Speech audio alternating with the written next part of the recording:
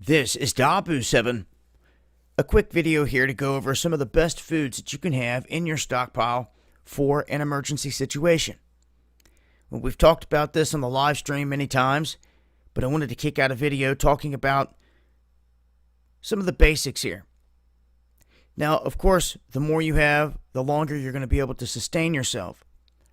But at the top of the list is water and water purification tablets, or some way to filter and clean water to make it consumable, to be able to survive.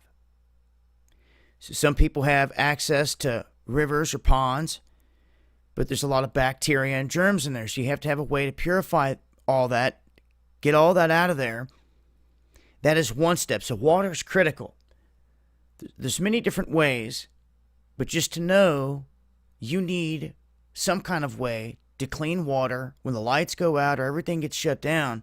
Do you have that in your supply? That's one of the key things here. So another thing here in terms of choosing food that has a long shelf life, you want stuff that's going to last you throughout the winter months especially.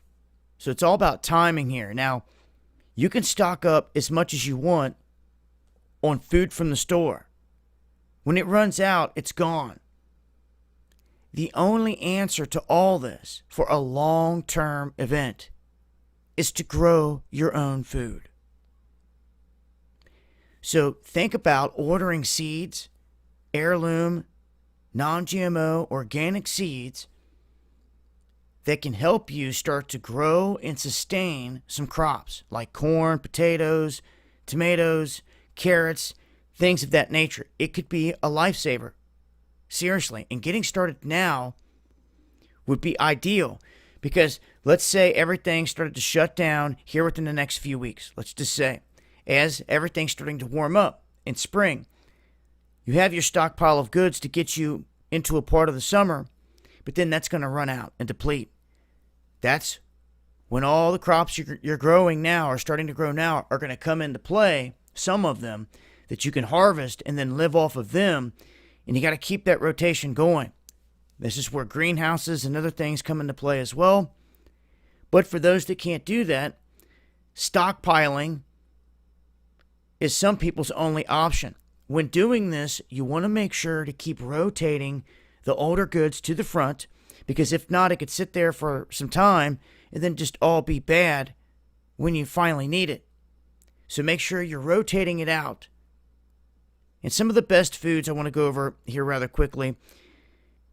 Here, one of them is pasta. Without a doubt, pasta having a good shelf life, lasting for some time. They're saying here 1 to 2 years it will last on the shelf. So things to think about when you're going through the aisles wanting to get some goods and you're like, what will last me some time? Wheat, crackers, and grains. 6 to 9 months on them. Rice, up to 6 months. But all of this also has to do with how you're storing it. Okay, so if you're storing it in a crappy way, it's not going to last as long. If you do it the right way, you're going to get more life out of it. 1 to 2 years out of dried beans. Canned meats, although they don't look that pleasing, they will help you survive in terms of tuna, salmon, sardines, things like that. Canned vegetables and fruits. These will last 1 to 4 years. But once again, if you have a bunch of canned goods, make sure that you're rotating them out so you're getting the older to the front and they're getting used and you're not losing all that. Dried fruit. Another good one to have. Cheeses.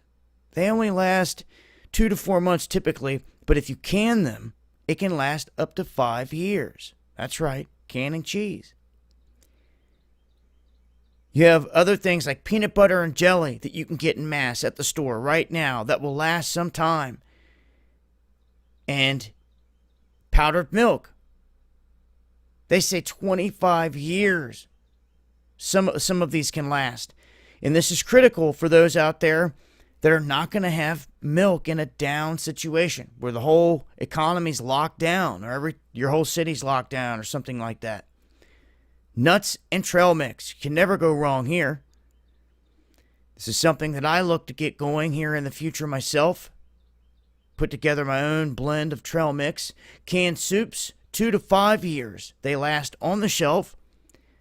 Things to think about in terms of time frames and things that will last quite a while. As you can see here, coffee, 3 to 5 months at room temperature, but can last 1 to 2 years in a freezer. So once again, it comes down to how you're storing it there. Cooking oils, they can last up to 2 years. Salt, pepper, and sugar. They're saying that salt can last indefinitely, and pepper has a shelf life of about 4 years if stored properly. If unopened sugar never spoils, well then the opened can last for around 2 years. Some of the numbers there. Spices, they last some time for about 4 years as well.